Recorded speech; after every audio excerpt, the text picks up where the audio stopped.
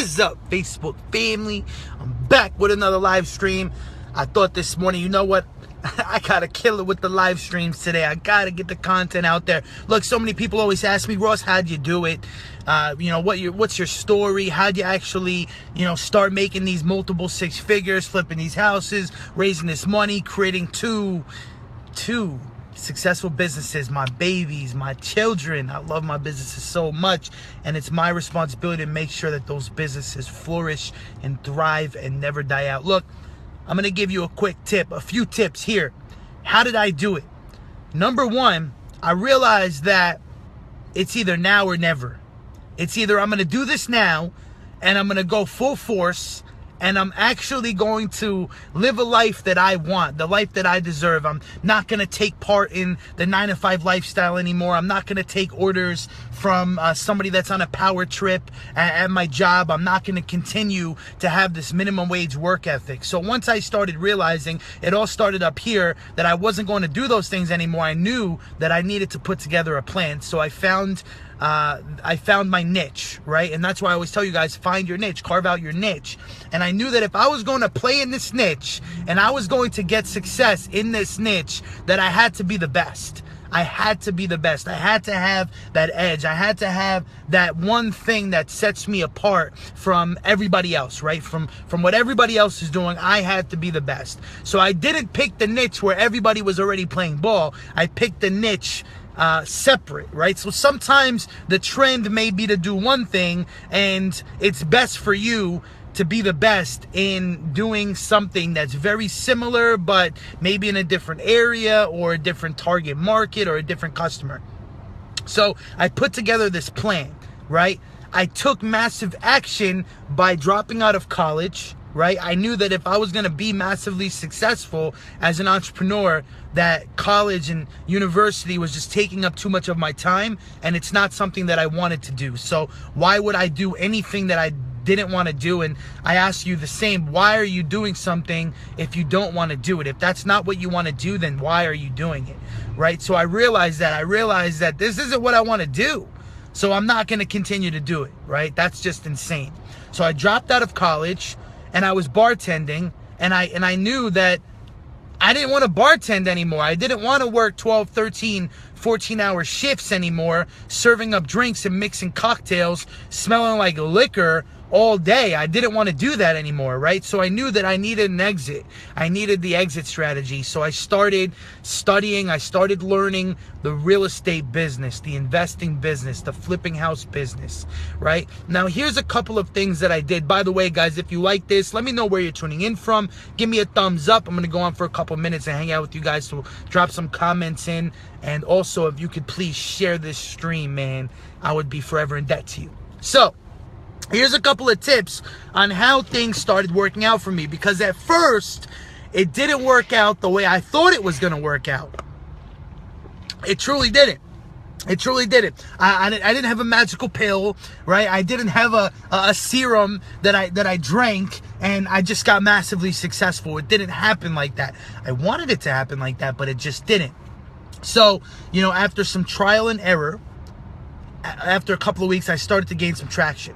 Now, here's the things that I did that really, seriously, is the reason why I am here today. Number one, I stopped going out on the weekends. I used to be a party freak. Every weekend I would be in the clubs, seeing the DJs, the top DJs of the world. I would see the DJs, I would go to the clubs, I would get wasted with my friends, and I stopped doing that. And I would wake up the next day at like 2, 3 in the afternoon and feel like shit. I knew that if I wanted to be successful people don't do that.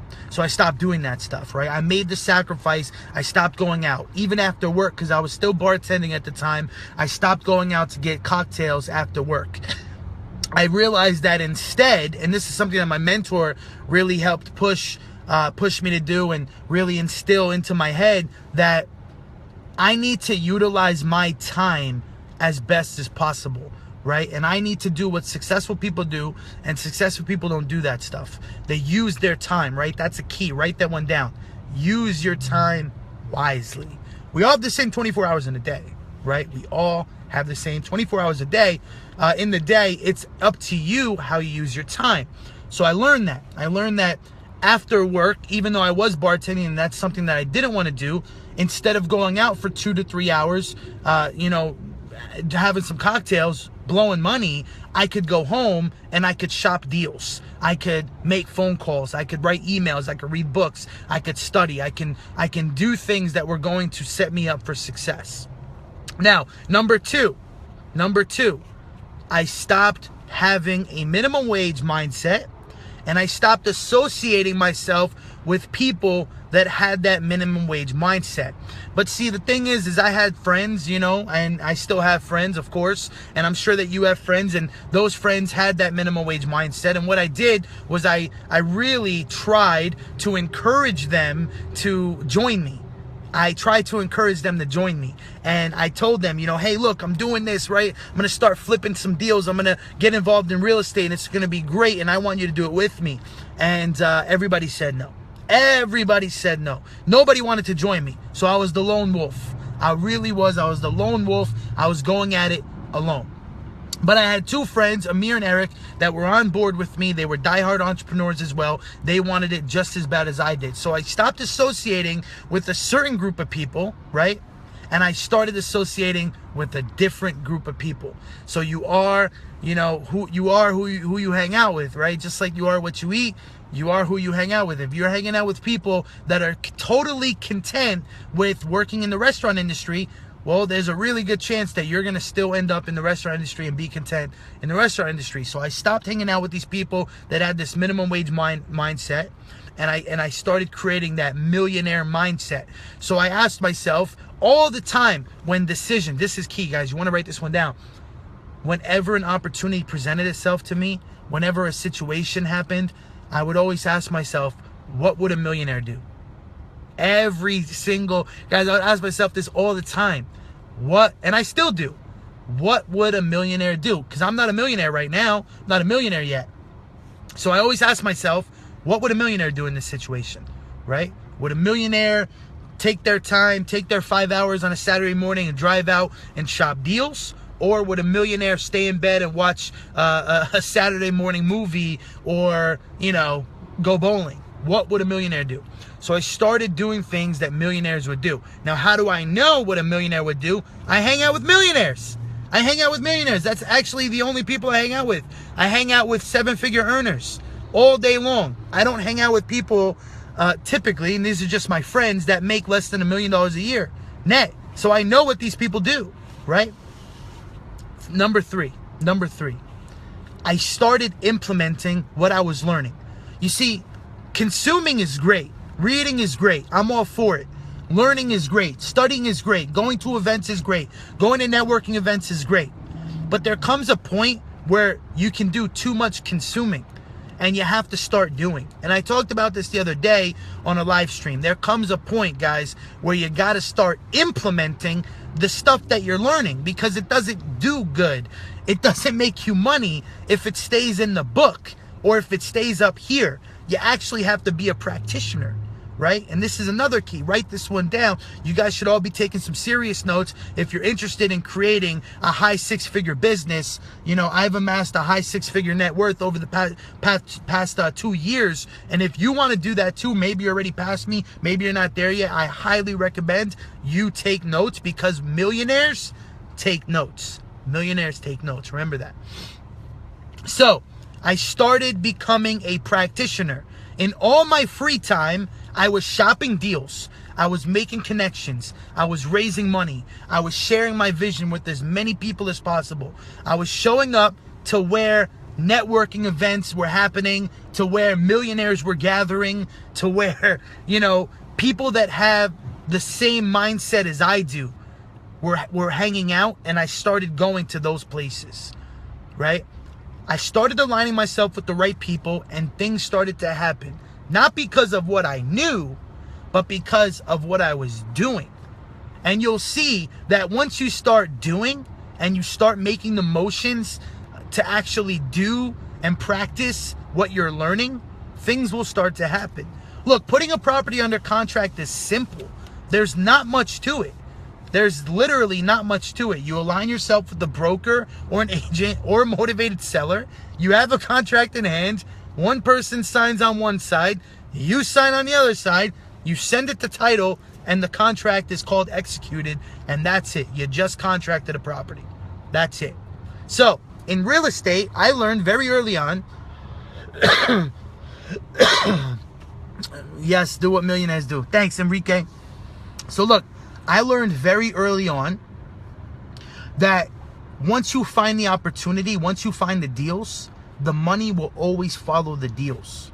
So if you know me personally, and I know a lot of you guys don't know me personally, and one day I hope that we can get to know each other better, I'm a freaking doer. I do. I don't even think about it. I'm the gas, right? And my business partner tends to be the brake, but he's also the gas at the same time. I'm a doer. I'm like, let's do it.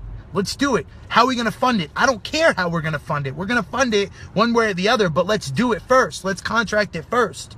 And a lot of people out there, maybe you, are worried about the small details. They're worried about, how am I going to fund this deal? Who am I going to sell this to? What crew am I going to rehab this with, right? Look, go out there and get the deal, and the money will follow. The crews will follow. That's the simple stuff. That's the simple stuff. And a lot of people, I'm in the house flipping business, but whatever your business is, look guys, business, making money, it's not rocket science. And I learned this very early on.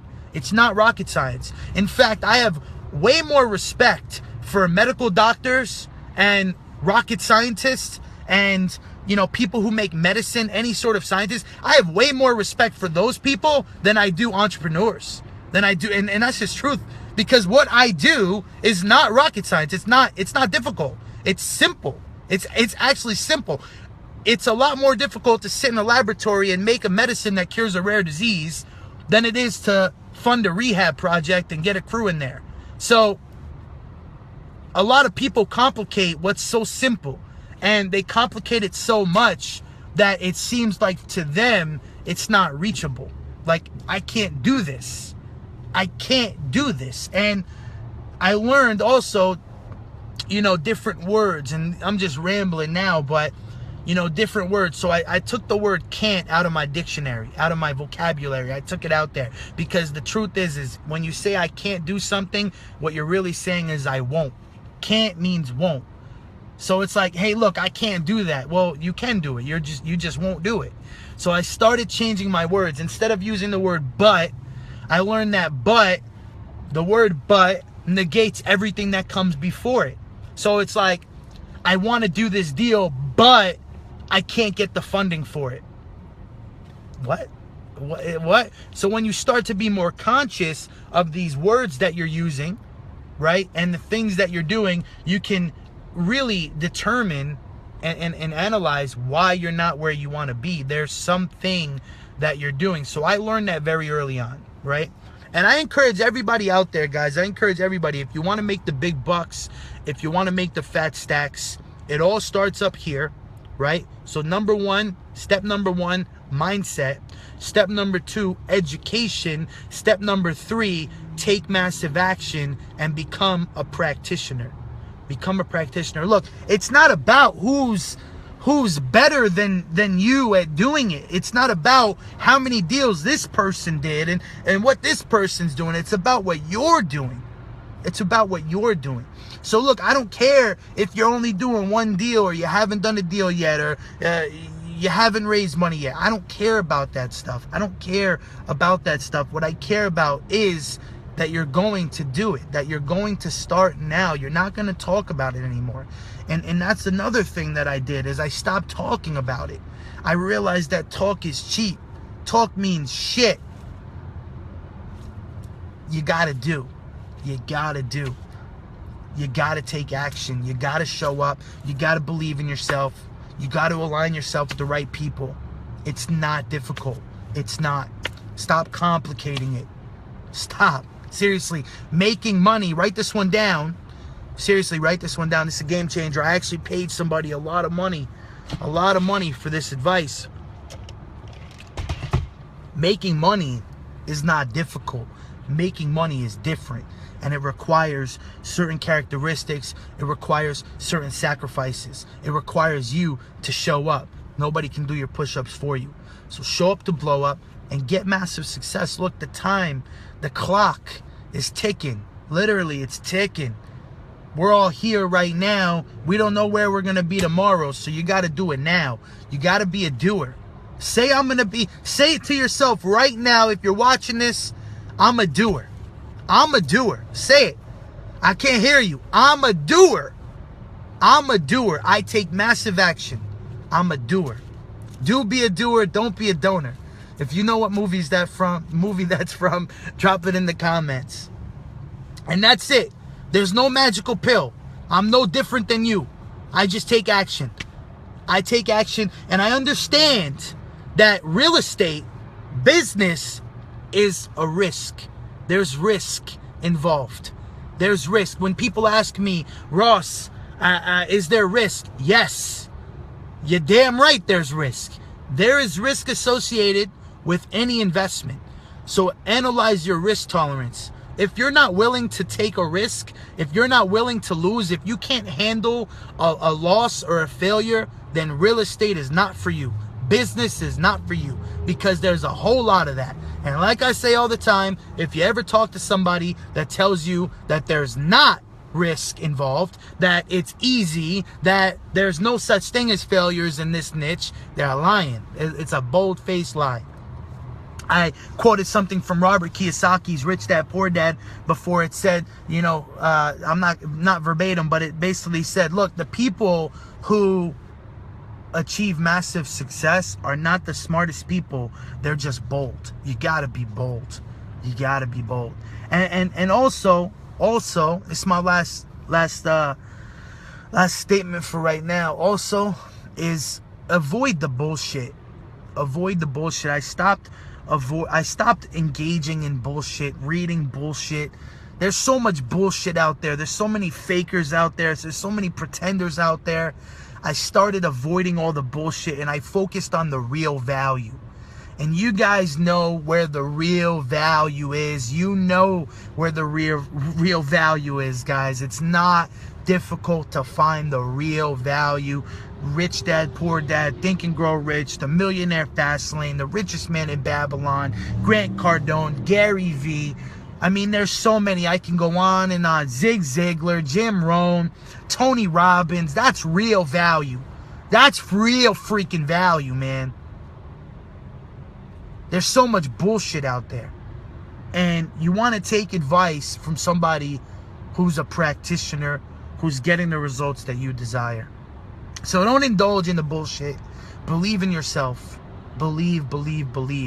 Nobody believed in me, guys. Before this, before I could even be here talking to you guys 2 years ago, nobody believed in me. I was called names. I was crazy. I was a maniac, and I didn't know what I was talking about, and I was a nobody. Nobody would even listen to me. I still did it. I still move forward. So look, sometimes people aren't going to believe in you. Sometimes people are going to think you're batshit crazy.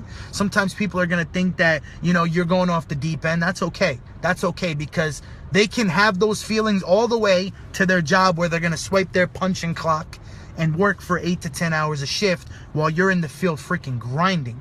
I mean, that's just the truth. That's as real as it gets. So believe in yourself. That's all that matters. I mean, it's great if we have a support system, and typically the support always comes, but it comes after you get results. It comes after. People want to see that you're doing something, that you've made money, that you've built something, before they want to start supporting you. I don't know why it's like that, but it just is like that. And, just avoid all that. Don't listen to it. Continue to move forward. Rock the freak out, man. If you're just joining in, watch the replay. Drop some bombs. Take notes. Show up to where you need to be. It's 2016 now. You guys are literally, like Gary Vee says, you're literally in the best possible time to be alive right now, with social media, with technology, with the things that we have. Think about it. You could have been born in the freaking 1800s, man. You could have been born in the 1800s. You could have been born in the 1920s. I mean, think about how blessed and how lucky we are to be here now, right? With the tools and the strategies and the systems that we have now. Like Gary Vee says, the next time you think about complaining, realize that you already won. He says, do you know the math on becoming a human? You already won. Like, you could have been a car. You could have been a dog. You could have been a freaking bumblebee, but you're a human. Like, you already won. So while you're here on this planet, use your time wisely. Every second, every minute of the day, use it. Use it. Please, use it. By the way, Houston, I just announced networking and power walking in Memorial Park, September 7th. I'm so fired up. Day 4, the 365-day challenge today. And September 7th, it's going to be, guys, it's going to be monstrous. This is going to be huge. There's going to be so many people I already know. I already feel it. So many people are messaging me. They're showing up. So we're going to power walk the 3-mile Memorial Park Trail. Beautiful Memorial Park here in Houston, and we're gonna network while doing it.